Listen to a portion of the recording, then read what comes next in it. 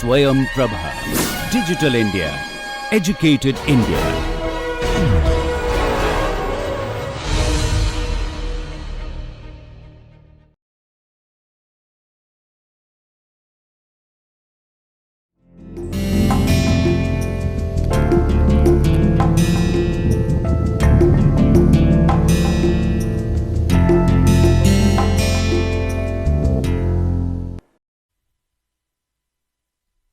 Namaste. Today we begin a new module, which is the Earth.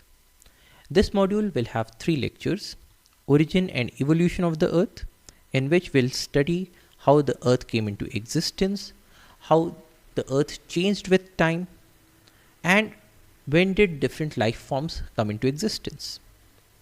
In the second lecture, we'll look at the structure of the Earth. How is the Earth on the inside? How do we come to know about what is inside the Earth? Now this is very important because a number of processes such as earthquakes, volcanic eruptions are dependent on the structure of the Earth. In the third lecture, we'll have a look at the features on the Earth.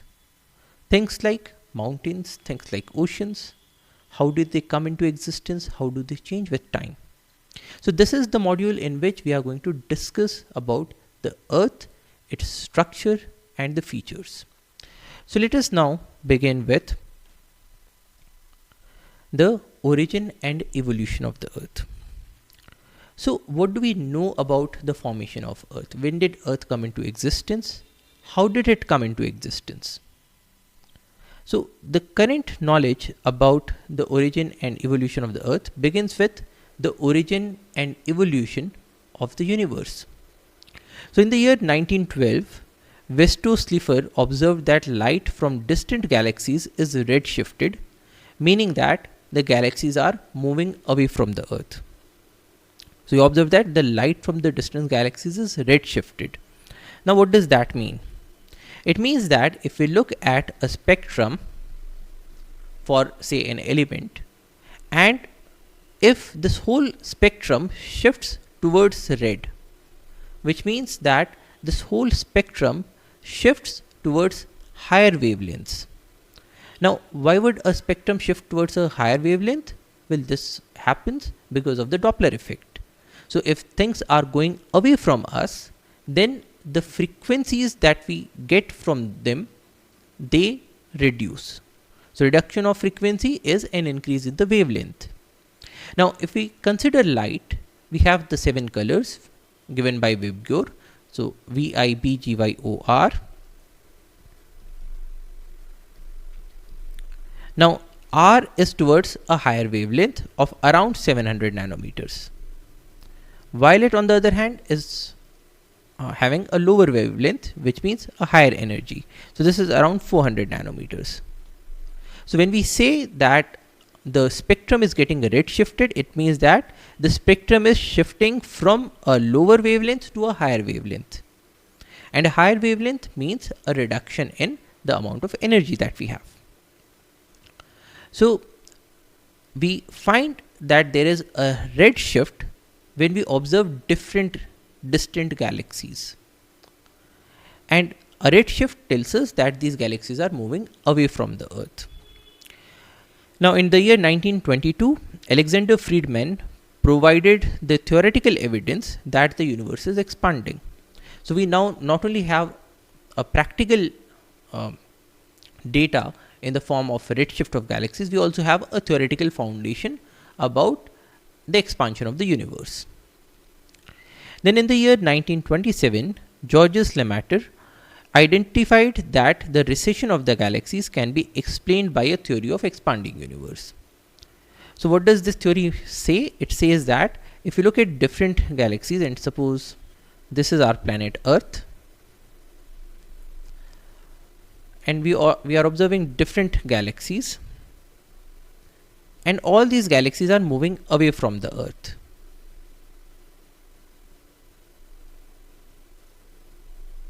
Now with time, different things are moving away from us. It means that if we could go back into time, then there should be a point at which all of these matter, all of these different galaxies should come together.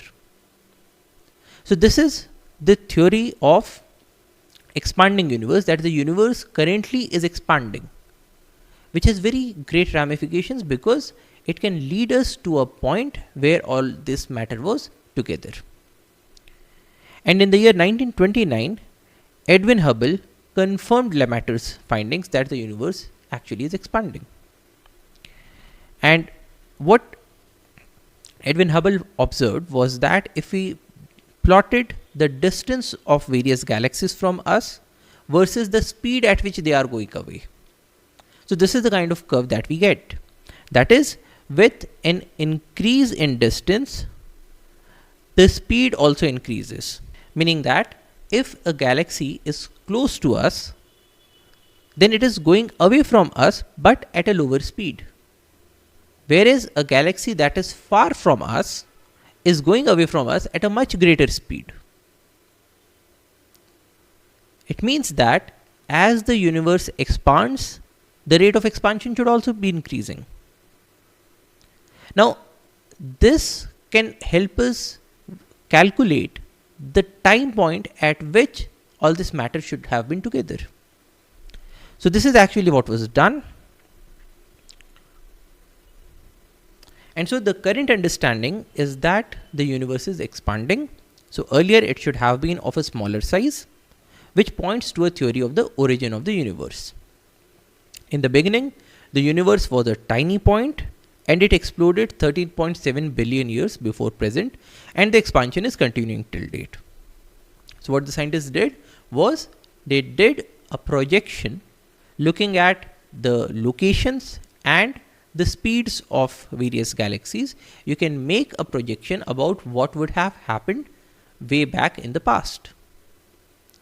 And if you run the model, you'll get to the figure that around 13.7 billion years ago, all this matter was together in a point that was infinitesimally dense and that was having an infinitesimally high amount of energy. And something happened 13.7 billion years back, because of which it exploded. Now this explosion is known as the Big Bang. Now because of this explosion, things started to move away from that particular point. And this expansion of the universe is continuing even to date. Now, when this point exploded, a huge amount of energy was released. Now, this energy with time converted into matter, because energy and matter are related to each other by this equation E is equal to mc square. So with time, this energy gets converted into matter, but still there is so high amount of energy that the temperatures are very high, and so even the atoms cannot be formed. So all the matter that was formed in that small period of time, that was there in a very hot surroundings, and so electrons and protons and neutrons, they just could not come together, and so atoms could not be formed. And after around 3 lakhs of years, the temperatures dropped below 4500 Kelvin and atoms are formed. And when these atoms get formed, then there are density differences in different locations, which result in differences in the gravitational forces. So essentially what happened was that around 13.7 billion years back, there was the Big Bang. A huge amount of energy was released. This energy got converted into matter, and when temperatures reduced, then this matter was able to come together, form the atoms, and once you have the matter, you have the force of gravity that starts to act. And because different locations will have different densities of matter, so different locations will have different amounts of gravitational forces. So if there is a location where the matter is close together, then the gravitational forces will be larger and it will start to clump together. Whereas in locations where the matter is having a very less density, then the gravitational forces will probably not be that strong. When you have the matter and when gravity starts to form, we have the formation of the galaxies. Now galaxies start to form with accumulation of gas in the form of a cloud-like nebula. So nebula is a cloud of gases. Clumps of gases become denser with time and result in the formation of stars around 5 to 6 billion years ago.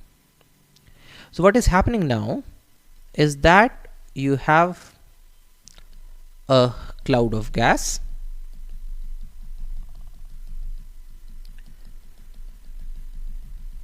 Now in this cloud, every particle is attracted to every other particle because of the force of gravity. So this particle here is attracted to this particle, and this particle is also attracted to this particle. Similarly, this particle is attracted to this particle, and this particle in turn is attracted to this particle. You have a force of attraction here as well. You have a force of attraction here as well. Now, the force of attraction or the gravity is given by this equation. Force is equal to G m1 m2 by r square, where G is a constant, m1 and m2 are the masses of any of these two particles between which we are trying to calculate the gravitational force, and r is the distance between both of them. Now, one thing that is clear with this equation is that if m1 or m2 or both of them are large, meaning that you have larger sized particles, or you have lumps of particles, or you have stones that are getting formed, then if the mass increases, the force of attraction also increases.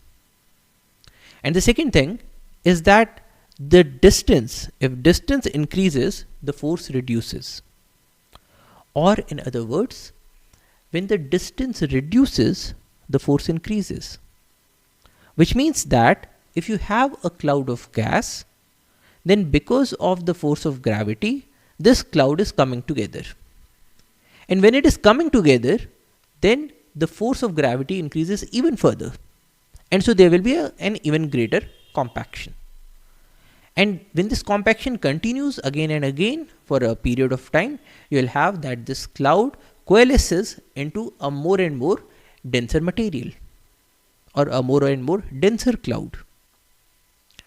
And after a while, you can have the formation of a star because a lot of matter has come together. So clumps of gases, they become denser with time, and they result in the formation of stars around 5 to 6 billion years ago. Now, how do stars form? You have a nebula.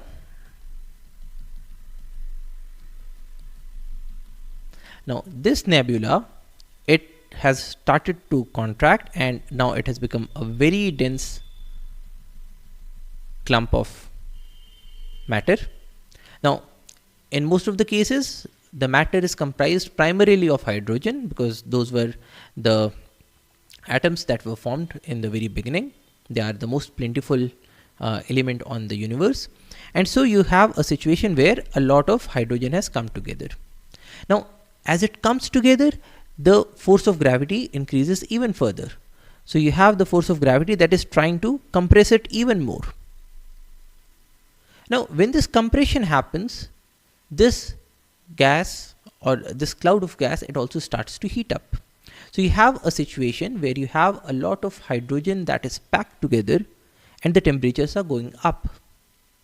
So after a while, it will happen that these hydrogen atoms, they will start to now, their nuclei will now start to fuse together in a fusion reaction to form helium. Now, once that happens, you have the beginning of a star, because now you have a nuclear fusion reaction that is going on inside this very tightly packed gas of hydrogen. So this is a star. And once you have a star that has been formed, nuclear reactions, they keep on releasing energy, and they keep on forming the newer and newer elements. And some of these nuclear reactions are hydrogen that is coming together to form deuterium, giving out positron and neutrinos.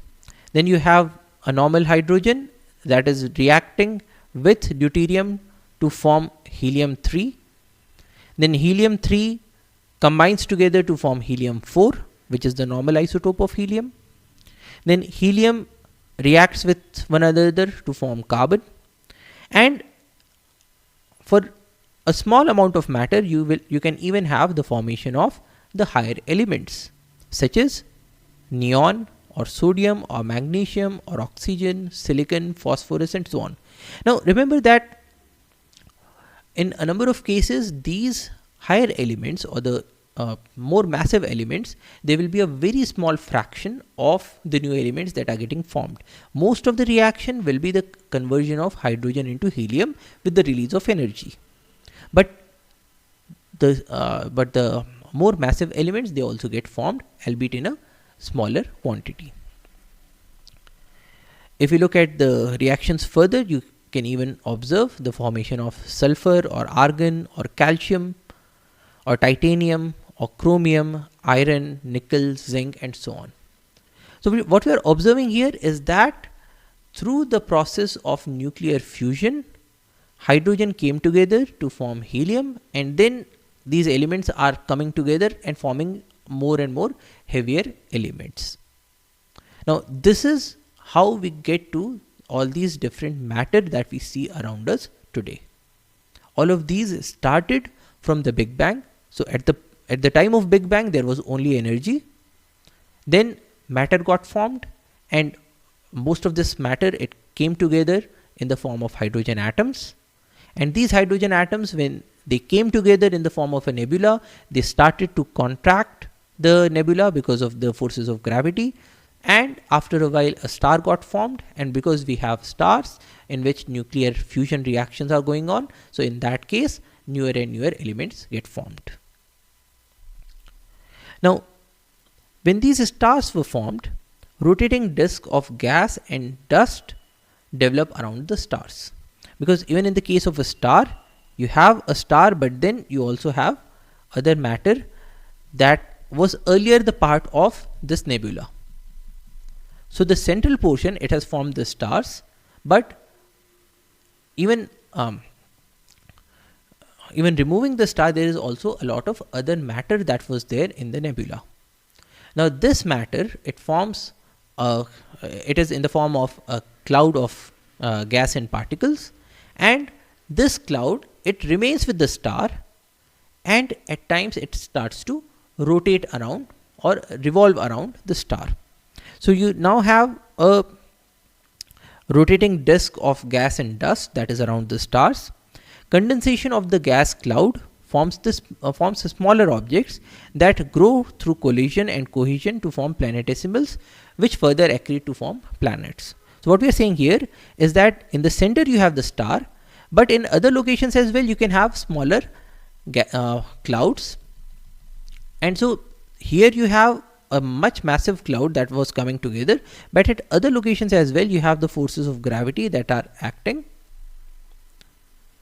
and it is leading to the formation of small objects, small lumps of matter. Once you have the lumps of matter, you have an increased mass, and increased mass results in more amount of force, and so now these lumps also come together. They come together, they stick together, and they form small bodies that are known as planetesimals. Later on, with the accretion of more and more mass, ultimately you have a planet that gets formed. And this is how the Earth also formed. So if we look at the life cycle of a star, we'll find that it begins with a nebula, which is a cloud of gases. Then this cloud of gases, it starts to collapse under gravity. When it collapses, it forms the core of a star or a protostar.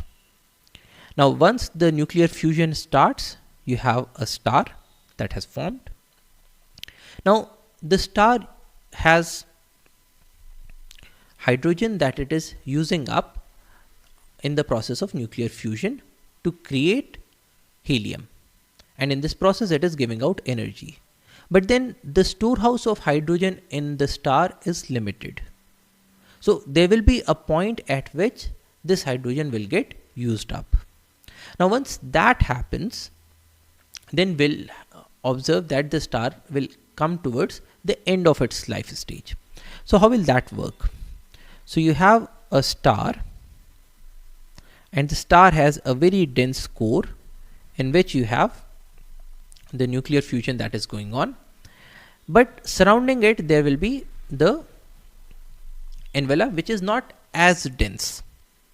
Now at all times there are two kinds of forces that are acting.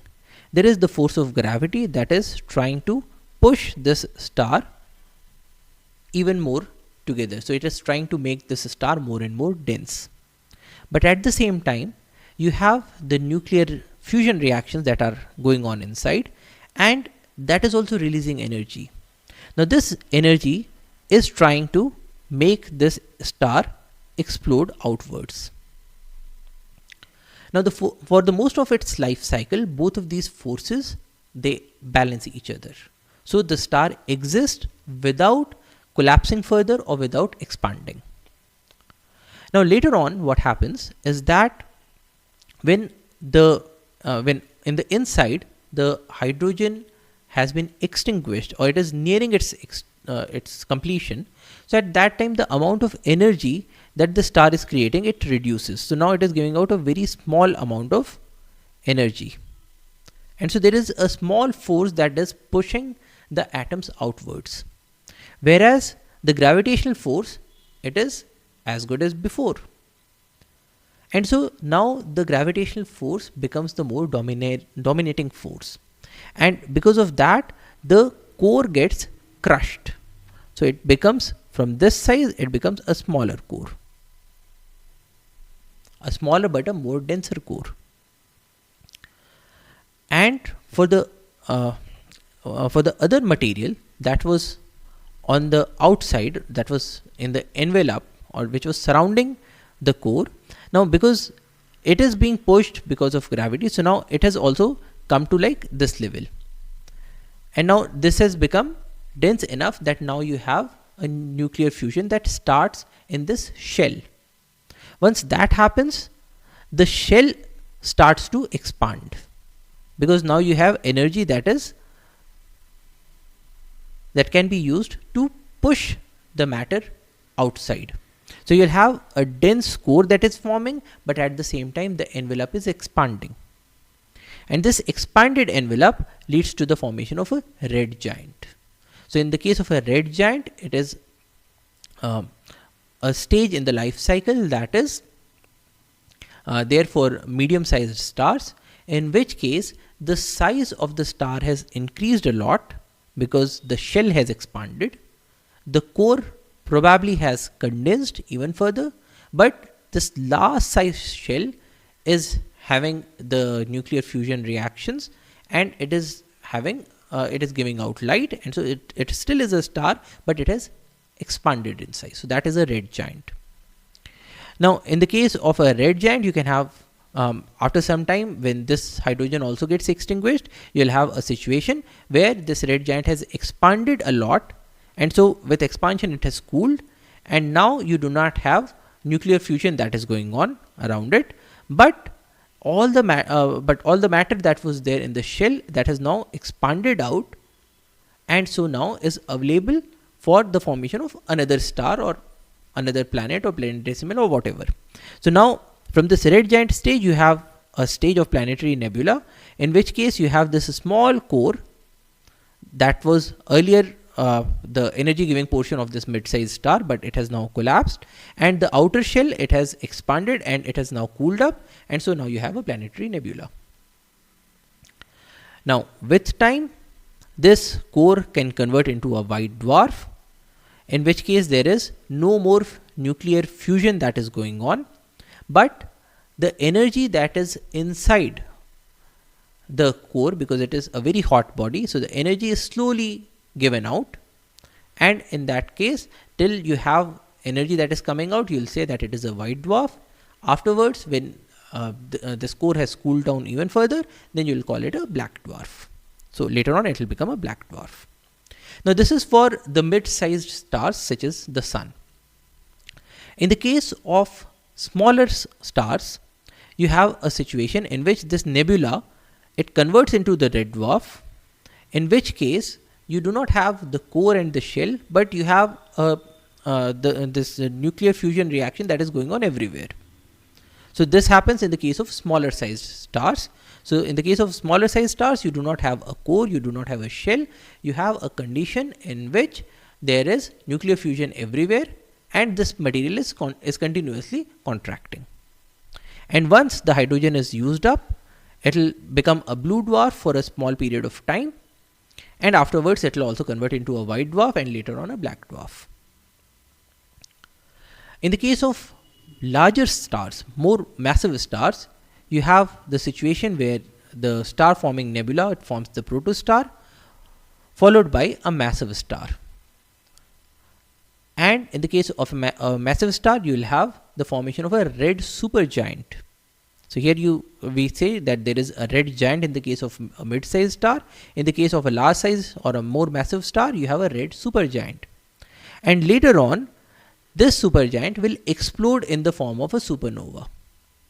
Now when there is an explosion, in the case of these big sized stars, then most of the material that was inside the star in the form of that had come through different fusion reactions, now that through the explosion it is rapidly thrown out, and so it now becomes available for the formation of other bodies such as the planetesimals. And the core that remains, it can either form a neutron star or it can form a black hole. Now this chart is important because it tells us that in the case of a mid-sized star, you can have the formation of a planetary nebula, in which case you have matter other than hydrogen and helium that is now being made available for the formation of other bodies such as other planetesimals or planets, and this is the material through which our Earth also formed. Similarly, in the case of high mass stars, when you have the supernova, the explosion throws out matter, and this matter will also now comprise the heavier elements which will now be available for the formation of other planets or planetesimals. Now our solar system was also formed in a very similar process. The sun, which is a mid-sized star, which means that later on it is also going to convert into a red giant. So this is a mid-sized star that formed around 5 billion years ago. Now remember that the universe formed around 13.7 billion years ago, but our sun is a relatively very recent addition. It formed only 5 billion years ago. And the planets around the sun, they formed around 4.6 billion years ago, including the Earth. Now there are 4 terrestrial planets and 4 Jovian planets. The terrestrial planets are also known as the rocky planets or the inner planets, and they include Mercury, Venus, Earth and Mars. So Mercury, Venus, Earth and Mars are terrestrial planets. Terrestrial planets means that they have a structure or a composition that is very similar to the Earth. So they are the rocky planets. And we have 4 Jovian planets or the gas giants or the outer planets, which are Jupiter, Saturn, Uranus and Neptune. Now the terrestrial planets were formed near the sun, where the high temperatures did not permit the gases to condense and the solar wind blew away most of the gases. And thus these are smaller, rocky and denser, whereas Jovian planets are large, gaseous and with less density. So what we are saying here is that near the sun, because you have a large amount of energy and solar winds that are coming out, so if there was any gaseous planet that formed near the sun, then it would have been blown off because of the solar winds. And so near the sun you only have terrestrial planets, which are rocky planets and which have a very high density.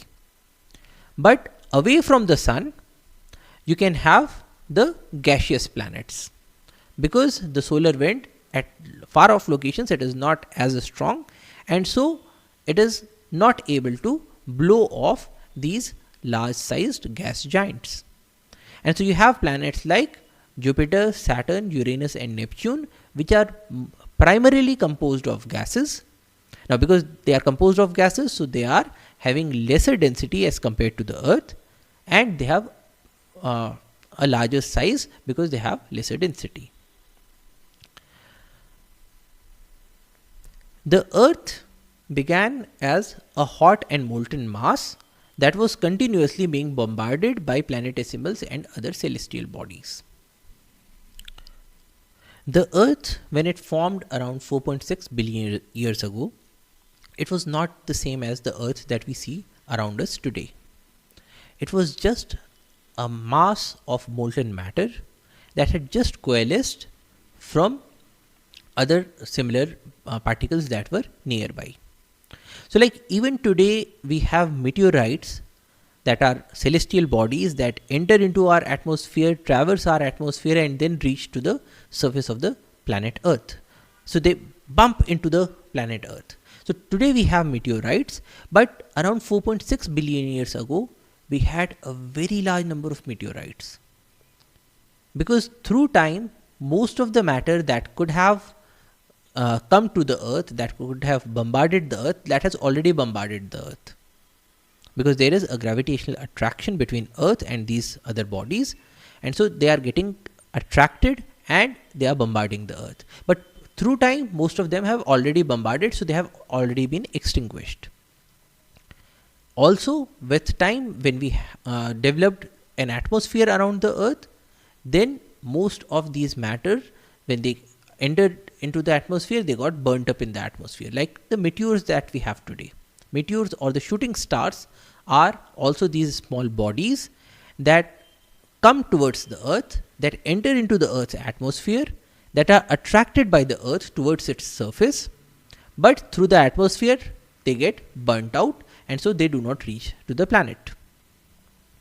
But earlier, when we did not have the atmosphere, nearly each and every of these smaller bodies, they were able to reach and strike the surface of the Earth. Now, whenever you have these bodies that are striking at the surface, you have a condition in which the potential energy is getting converted into thermal energy. So, all the potential energy that was there because of gravitational attraction between Earth and these smaller bodies, all of that energy, that potential energy, when these objects they struck at the Earth, all of that energy got converted into thermal energy, which is heat. Now, more and more number of materials that are bombarding each other, the higher the temperature goes, and ultimately the Earth turned out to be a molten body. So, it started as a molten body. There were also other sources of heat. So, you have gravitational compression. So, the Earth, when it was formed, it was not as dense. Gravity was coalescing it more and more towards the center, and so because of this gravitational compression also, there was a release of energy. So, in this case as well, you have the conversion of a gravitational potential energy into a thermal energy. And you also had radioactive decay, because quite a lot of the material that had come together to form the Earth, that also comprised the radioactive materials. Now, through radioactive decay as well, heat is released. And you also had the impacts with asteroids and other planetesimals. So, the Earth started as a molten body.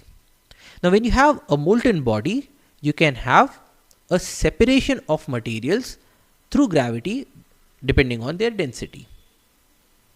So, due to gravity, the heavier materials such as iron, they sank towards the center, whereas the lighter elements remained on the surface. So, with time, you have that all the denser materials, they move towards the center, towards the core, and the lighter materials, they remain on the surface. And so, there you have a differentiation of material, a differentiation of density throughout the Earth. Now, this is important because it led to the structure of Earth that we have today. And with cooling, an outer crust formed out of this molten mass. So, earlier the Earth was completely a molten blob, and as it cooled, you had a situation in which a small crust formed on the top. And we get a differentiated layered structure of the Earth. So, this is how the Earth appears today. If you made a cross section of the Earth, you will find that the outer layer, which is known as the crust, that is having the least density. Because early on, when the Earth was molten, you had all the denser materials that sank towards the center, and only the lighter materials remained on the top. Now, it is those lighter materials that have formed the crust that we see today. And so the density of the crust is less. In the oceans, the crust is only 5 kilometers thick with a density of 3.3 grams per cubic centimeter. Compare this to the core. Now, core is the central portion, and here the density is from 5 grams per cubic centimeter to 13 grams per cubic centimeter. Now, at the center you have a density of 13 grams per cubic centimeter, but on the crust you have only 3.3. So the crust is much lighter and it remains on the top. Oceanic crust is 5 kilometers thick. Continental crust is 30 kilometers thick and is even lesser dense. So it is 2.7 grams per cubic centimeter in density. So this is the crust, what we have represented in the green shade.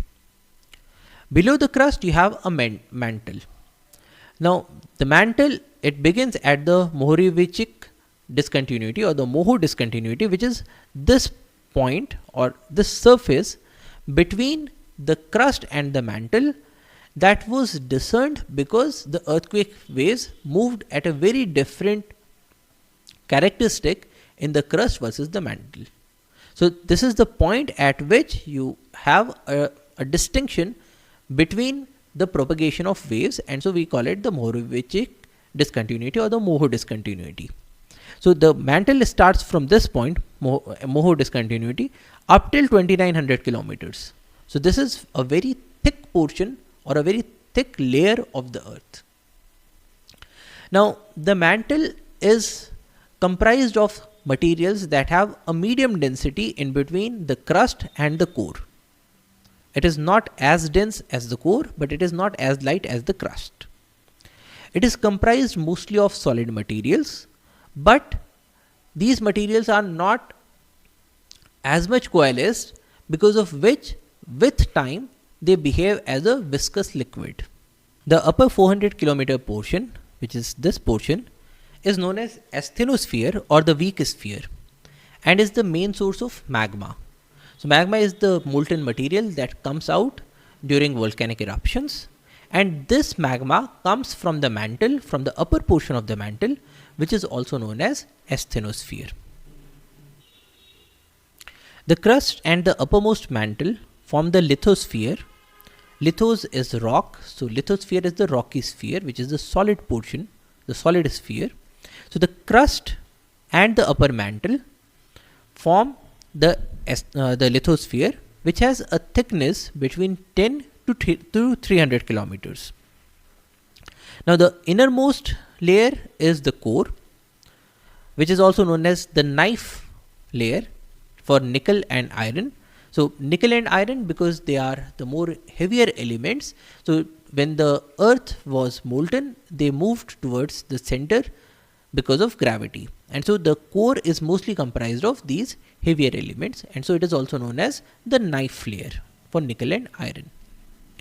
Now this core, it begins at 2900 kilometers depth and it goes on till the center of the earth, which is 6400 kilometers. The core is differentiated into two portions. The outer core is liquid with a density of 5 grams per cubic centimeter, and the inner core is solid with a density of 13 grams per cubic centimeter. So there are 2-3 things that you can make out. One, as we go deeper, the density increases. Two, on the very top surface you have a solid portion, followed by a semi-solid viscous portion which is there in the mantle, followed by a liquid portion which is there in the core, followed by again a solid portion in the form of inner core. So this is the structure of the earth. Now when we talk about earth, we should also talk about the earth's atmosphere. Now the earth's atmosphere has gone through 3 stages. The first one is a primordial atmosphere which comprised chiefly of hydrogen and helium gas, and it got lost due to the solar winds. So when the earth formed, in the very beginning, the gases that were around were hydrogen and helium, because they form the majority of the universe. Our sun is also comprised mostly of hydrogen, which is now getting fused into helium. So hydrogen and helium, the lightest elements, they are the most abundant elements.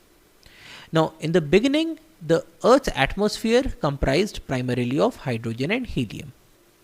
But this primordial atmosphere, it got blown off due to the solar winds. And so, today we do not find an atmosphere that has a very high amount of hydrogen and helium. We have next to no amount of hydrogen and helium in our current atmosphere. Now, in the second stage, we had degassing of the solid Earth, which means that the solid matter that had come together, it had struck the Earth, it had bombarded the Earth, it had coalesced together with the Earth, and the Earth converted into a molten material. And this molten Earth, it released the gases that were there inside with the rocks. So, for instance, if today you take a lump of calcium carbonate and if you heat it, then you have a release of carbon dioxide. Now, similarly, in the early Earth, if there was a lump of calcium carbonate that came towards the Earth, it bombarded the Earth and it touched the very hot surface of the Earth, then slowly and steadily the carbon dioxide was released. Now, carbon dioxide being a heavy gas, it is much heavier than hydrogen or helium. So, hydrogen and helium could be blown away due to the solar winds, but this heavy gas, carbon dioxide, it could not be blown away. So, it remained together with the Earth. So, it formed a part of the atmosphere of the early Earth that was not blown away by the solar winds. Now, similarly, other gases such as water vapor or nitrogen or methane or ammonia and very little amount of free oxygen, they were also released because of the degassing process. So, degassing is the process in which the gas that is there in the form of a chemical, it gets released because of the intense heat and pressure. So, when the material is contracting, at times the gas is released. When the material is heated, at times the gas gets released. So, in the stage 2, you have an atmosphere that is rich in water vapors, nitrogen, carbon dioxide, methane, ammonia, and a little amount of free oxygen. Now, around 4 billion years ago, oceans formed due to the deposition of the condensed water. So, what we are saying here is that when you had the early atmosphere that was rich in water vapor, with time, as the Earth cooled, as its atmosphere cooled, this water vapor condensed, and when it condensed, it became liquid water and it came down to the Earth.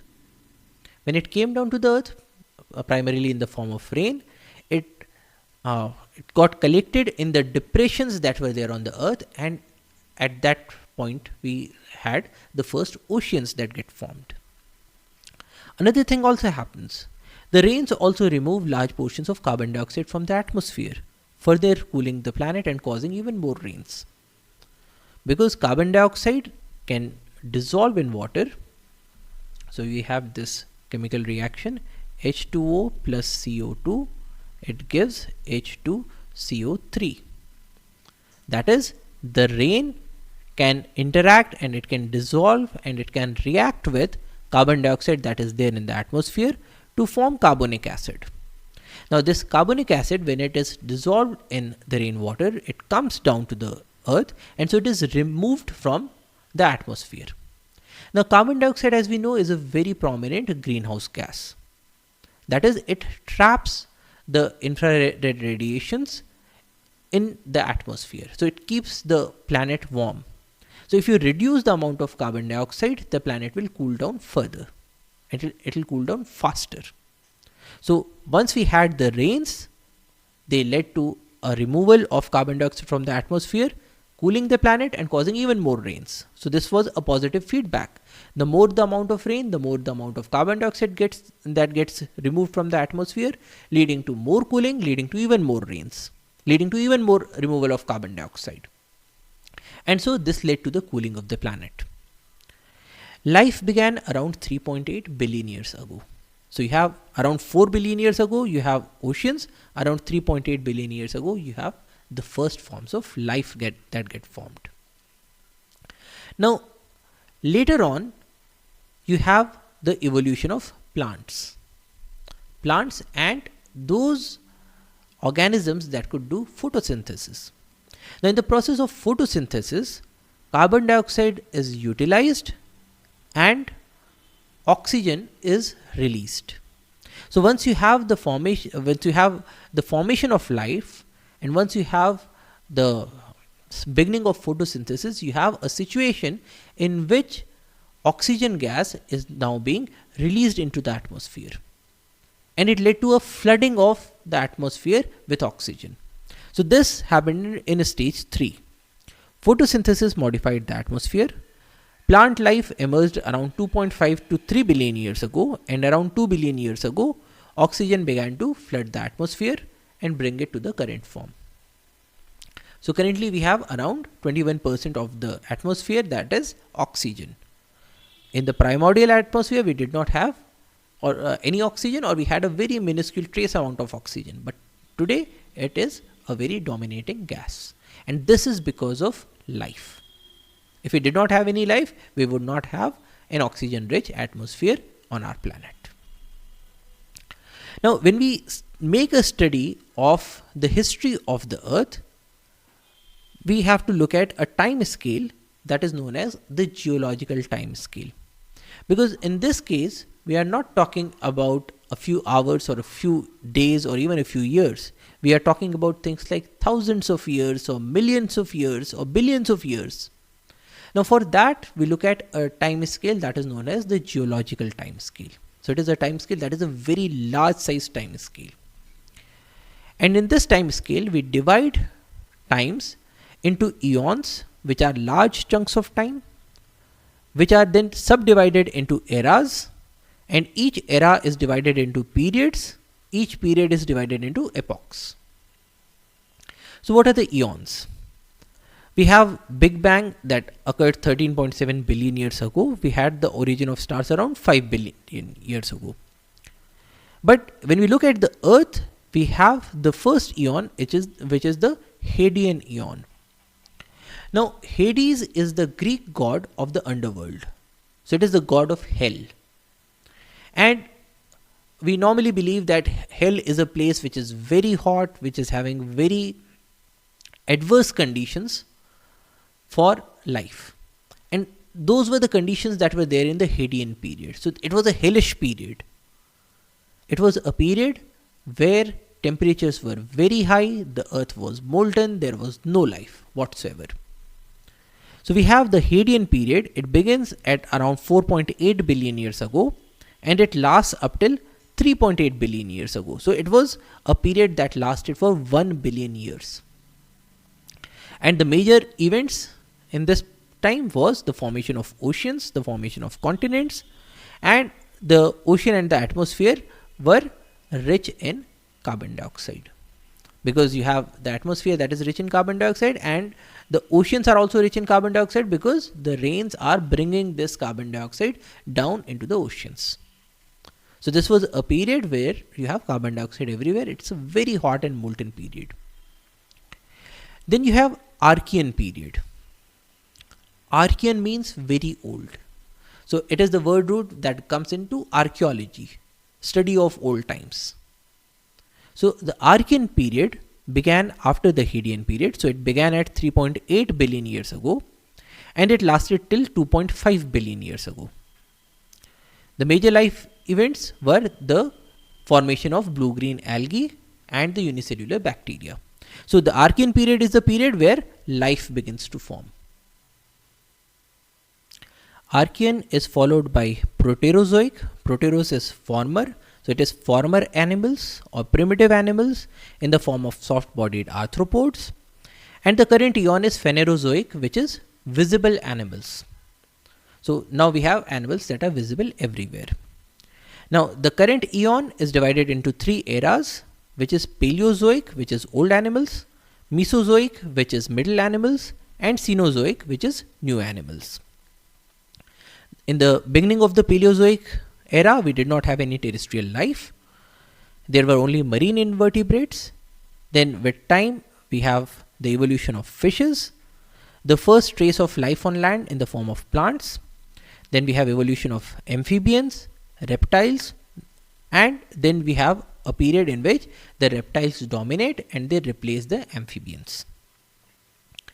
But then we have a Permian Triassic extinction event in which a large number of species on this planet, they became extinct, and we again begin with a Triassic period which was dominated by frogs and turtles. So again it is dominated by amphibians and reptiles. Then we had Jurassic period, which was the age of dinosaurs, followed by a Cretaceous period which saw the extinction of the dinosaurs. Then we have the Cenozoic era, where we have two periods, tertiary and quaternary. In the tertiary period, we had the expansion of the mammals. So we begin with small mammals, because at this time point, at around 65 million years, we have the extinction of dinosaurs. So again there is a void that gets created, and this void is now filled up by the mammals. So in the beginning we have small mammals like rats and mice, rabbits and hare. Then slowly and steadily we have the evolution of apes, followed by the early human ancestor. And the current period is the quaternary period, in which we have the man and the modern man. So this is the geological time scale. Now, how do we know that these time scales actually existed? How do we know that the extinction of dinosaurs happened around 65 million years ago? Because we did not have humans at that point of time. There was no recorded history. So how do we know that it happened 65 billion years ago? So there are a number of ways to date things. So if you have, say, a fossil of a dinosaur, you can figure out when this fossil was formed. Similarly, when we talk about the formation of mountains or the erosion of landforms, we can figure out when this happened. And we do this through dating methods. And there are two different dating methods. The first is relative dating, and the second one is absolute dating. Now, relative dating says, or it tries to figure out which came before and which came after. So it tries to put a time point in terms of before and after. So how do we do it? There are certain principles of relative dating. So what are those? In a number of cases, we begin with locations that were a water body. So suppose this is a water body, and this water body is being drained by rivers or streams. Now these rivers and streams, they will also be bringing sediments with them. So there are sediments that are coming with these streams, and you have now these sediments that are there in the water body. You might also be having certain animals that live in the water body, say a fish. There are also some organisms that are coming from the land in the form of, say, a dead log or a twig, or say a fruit of a tree that fell into the river and is now brought to this water body. And so now you have all of these that are there in the water body. Now with time, what happens is that these sediments, they settle down. And when they settle down, they form different layers. Now when you have these layers, and suppose you have a fossil of a fish that was there in this layer, and the fossil of this fruit that was in this layer. So can you tell which came first? The fish came first or this fruit came first? Well, obviously the lower layers, they were formed earlier. So this portion is earlier and this portion is later. So in this case, by looking at the fish that is there in the lower layer, we can say that the fish came earlier and this fruit came later. So this is a way of relative dating. Now, in a number of cases, we do not find these layers in the water body, because with time these layers would have gotten compacted, they would have formed into sedimentary rocks. These rocks probably would have moved to some other places because of geological processes, but still we can make a number of deductions by looking at the principles of relative dating. So these are the principles. One, principle of superposition. In an undisturbed sedimentary strata, bottom layers are older than the layers above them, which is what we saw here. The bottom layers are earlier, and the top layers are later. Principle of original horizontality. Layers of rocks deposited from above, such as sediments and lava flows, are originally laid down horizontally. So for instance, suppose today we find a rock layer that is like this. Then too we will say that no, it did not get deposited at an angle, it would have gotten deposited horizontally, and later on, because of some processes, it would have turned. So this is the principle of original horizontality. We have the principle of lateral continuity. Within a depositional basin, the strata are laterally continuous in all directions till the edge of the basin. So if we consider this layer would begin at this point and it will be continuous till this point. There is no breakage. So if we look at a layer, and we can make correlations between things that are formed at one point and things that are formed at another point, because both of these, if they are there on the same layer, then they would have been deposited at the same time point. Then we have the principle of cross-cutting relationships. That is, deformation events such as folds, faults and igneous intrusions that cut across rocks are younger than the rocks themselves. It means that if you find a layer that has been, say, cut like this, so this event of cutting would have come after the formation of the rock, because of which this rock has been cut. This event of cutting the rock, or an event of folding the rock, or an event of thrusting the rock, it could not have occurred before the formation of the rock itself. Similarly, if you have a rock with an inclusion, then the inclusion is older than the host rock, because it was formed before and later on it got incorporated into the rock. So the intrusion is older than the rock itself. Then we have the principle of fossil succession. That is, assemblage of fossils are unique to the time that they lived in, and so can be used to age the rocks across a wide geographic distribution. That is, when the fossils are found in a layer of rocks, then the layer should have been formed at around the time when the fossil was formed. And in the case of fossils, we can also make use of absolute dating methods such as radioisotope dating. So we can make use of carbon dating.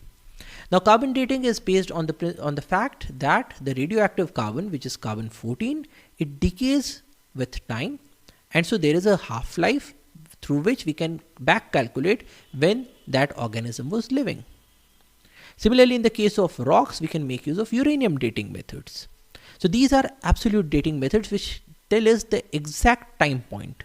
So if you have layers of rocks and you know the exact time points of some portions that were there in a layer, then you can make corroborations. Another absolute dating method is thermoluminescence, in which case ionizing radiations introduce electrons in crystal lattices, and these electrons are stored because they do not have sufficient energy to come out. So if you look at an old piece of rock, there will be a number of electrons that are inside.